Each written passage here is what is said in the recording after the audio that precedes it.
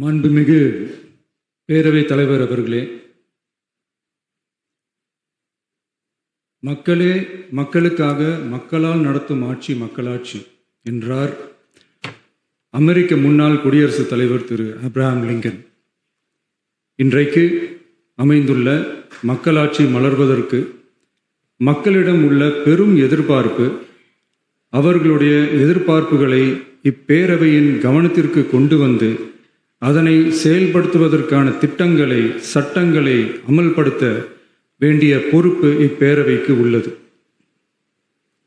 அதிகமான மக்கள் அதிக நன்மைகளை இந்த ஆட்சி காலத்தில் நன்மை பெற்றுள்ளார்கள் என்கிற வகையில் நம்முடைய செயல்பாடுகள் அமைய வேண்டும்.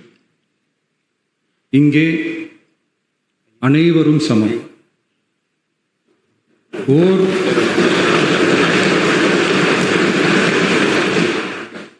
ஓர் உறுப்பினரை கொண்ட கட்சிகள் இங்கே இடம் பெற்றிருந்தாலும் அவர்களுடைய கருத்துகளுக்கும் அதிக எண்ணிக்கை பெற்ற தமிழக வெற்றி கழக உறுப்பினர்கள் தெரிவிக்கும் கருத்துகளுக்கும் சமமாகவே மதிப்பளிக்கப்பட்டு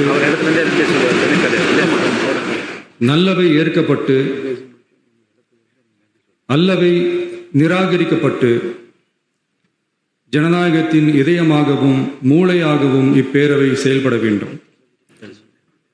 அதற்குரிய வகையில் பெருமை வாய்ந்த வரலாற்று சிறப்பு கொண்ட இப்பேரவையை நடத்தி செல்லும் பண்பை பெற்றுள்ளவரையே தமிழக வெற்றி கழகம் முன்மொழிந்து தாங்கள் இன்றைக்கு இந்த ஆசனத்தில் அமர்ந்துள்ளீர்கள். மாண்புமிகு பேரவைத் தலைவர் அவர்களே, தாங்கள் பேரவைத் தலைவராக ஒருமனதாக தேர்ந்தெடுக்கப்பட்டுள்ளீர்கள். தங்களை இந்த ஆசனத்தில் மாண்புமிகு பேரவை முன்னவரும் எதிர்க்கட்சி தலைவரும் தங்களுடைய கரங்களை பிடித்து அழைத்து சென்று அமர வைத்தார்கள். இந்த சம்பிரதாயம் எப்படி வந்தது என்று சொன்னால் சுவாரஸ்யமாக இருக்கும். பெரிய வரலாறு சம்பவத்தில் உள்ளது. இங்கிலாந்து நாட்டில் உள்ள பாராளுமன்ற நடைமுறைகளை போன்றதே நம்முடைய பாராளுமன்ற நடைமுறைகளும். மன்னராட்சி இருந்த காலத்திலேயே அங்க பாராளுமன்றம் இயங்கியுள்ளது. அக்காலத்தில் அனைத்து அதிகாரங்களையும் பெற்ற மன்னரும் இருந்தார், பாராளுமன்றமும் இயங்கியது. அங்கே மன்னர் ஒரு பணியை செய்ய வேண்டும் என்று விரும்புவார். பாராளுமன்றம் அவருடைய விருப்பத்தை பெரும்பாலும் நிராகரிக்கும். மன்னர் விரும்பிய காரியத்தை பாராளுமன்றம் நிராகரித்து விட்டது என்கிற செய்தியை மன்னருக்கு சொல்ல வேண்டியவர் பாராளுமன்ற தலைவர், ஸ்பீக்கர் என்பார்கள். பாராளுமன்றத்தின் கருத்தை மன்னரிடம் சொல்ல வேண்டியவர் ஸ்பீக்கர். அதற்கு துணிவு வேண்டும். சில பணிகளை செய்வதற்குத்தான் பாராளுமன்றத்தின் அனுமதி வேண்டுமே தவிர அந்த ராஜ்யத்தில் உள்ள எந்த பிரஜைக்கும் மரண தண்டனை விதிக்கும் அதிகாரம் மன்னருக்கு உண்டு. தான் விரும்பியதை பாராளுமன்றம் நிராகரித்து விட்டது என்று சொல்லும் ஸ்பீக்கருக்கு மரண தண்டனை விதிக்கும்படி ஆணையிடுவார். தலையை வெட்டி விடுங்கள் என்று ஆணையிடுவார்கள். இது பலமுறை நடந்ததால் யாருமே இந்த ஸ்பீக்கர் பதவிக்கு வர விரும்ப மாட்டார்கள். எனவே புதிதாக பாராளுமன்றம் அமையும் போது ஸ்பீக்கர் பதவிக்கு ஒருவர் அறிவிக்கப்பட்டவுடன் அவர் உடனே தலை தப்பித்தால் போதும் என்று ஓட்டம் பிடிப்பார்.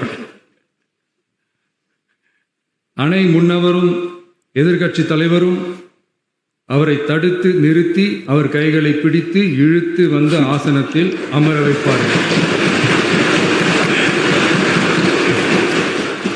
இதுதான் அந்த காலத்தில் இருந்து வந்த மரபு.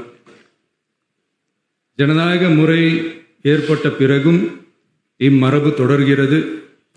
நிச்சயமாக தமிழக வெற்றி கழக உறுப்பினர்கள் அனைவருமே உங்களுக்கு உதவிகரமாகவே இருப்பார்கள் என்கிற வாக்குறுதியை இந்நேரத்தில் அளிக்க விரும்புகிறேன். பேரவையின் மாண்பையும் கண்ணியத்தையும் பேரவை உறுப்பினர்களின் கண்ணியத்தையும் காக்க வேண்டிய பொறுப்பை உங்களிடத்தில் ஒப்படைத்திருக்கிறார்கள். தற்காலிக பேரவைத் தலைவர் பொறுப்பில் மிக சிறப்பாக பணியாற்றிய நம்முடைய உறுப்பினர் திரு மூவி கருப்பையா அவர்களை சந்திக்க நேற்றுக்கு சென்றிருந்தேன். அங்கே முந்தைய பேரவைத் தலைவர்கள் படங்களை கண்ணுற்ற போது, அவர்களை பற்றி அறிந்தபோது உண்மையிலே எனக்கு பெருமிதம் தந்தது. ஏனென்றால் எடுத்துக்காட்டாக விளங்கும் திரு ஜே சிவ சண்முகம் பிள்ளை, டாக்டர் யு கிருஷ்ணராவ், திரு எஸ் செல்லப்பாண்டியன் அவர்களுடைய வரிசையில் மிக சரியான ஒருவரையே நாம் முன்மொழிந்துள்ளோம் என பெருமை அடைந்தேன். அதே போன்றுதான் நம்முடைய பேரவை துணைத் தலைவர் அவர்களும் நீங்கள் இருவருமே மிக சாதாரண குடும்பத்தில் பிறந்து மக்கள் பணியாற்ற வேண்டும் என்கிற அவாவில் செயல்பட்டு வந்தவர்கள். குணம் நாடி குற்றமும் நாடி அவற்றுள் மிகை நாடி மிக்க கொளல் எனும் வள்ளுவரின் வாய்மொழிக்கேற்ப சட்டமன்ற நடவடிக்கைகள் சீராக, செம்மையாக, அமைதியாக நடைபெறும் வகையிலும் சட்டமன்ற ஜனநாயக பண்புகள், நெறிமுறைகள் பேணி பாதுகாக்கப்படும் வகையிலும் இந்த அவைக்கு பேரவைத் தலைவரும் பேரவை துணைத் தலைவரும் பெருமை சேர்ப்பீர்கள் எனும் நம்பிக்கை எனக்கு உண்டு. அரசியலுக்கு அப்பாற்பட்டு மனிதர்களை மதிக்கும் நல்ல பண்புகள் நிலைநாட்டப்பட வேண்டும். தமிழ் பண்பாடு போற்றப்பட வேண்டும். அவையின் மரபும் மாட்சிமையும் மதிப்பும் காக்கப்பட வேண்டும் என்ற நல்லெண்ணத்தின் அடிப்படையில் அந்த பதவி ஏற்றுள்ள தங்கள் இருவராலும் காப்பாற்றப்படும் என்னும் நம்பிக்கையை மீண்டும் தெரிவித்து என் உரையை நிறைவு செய்கிறேன். நன்றி, வணக்கம்.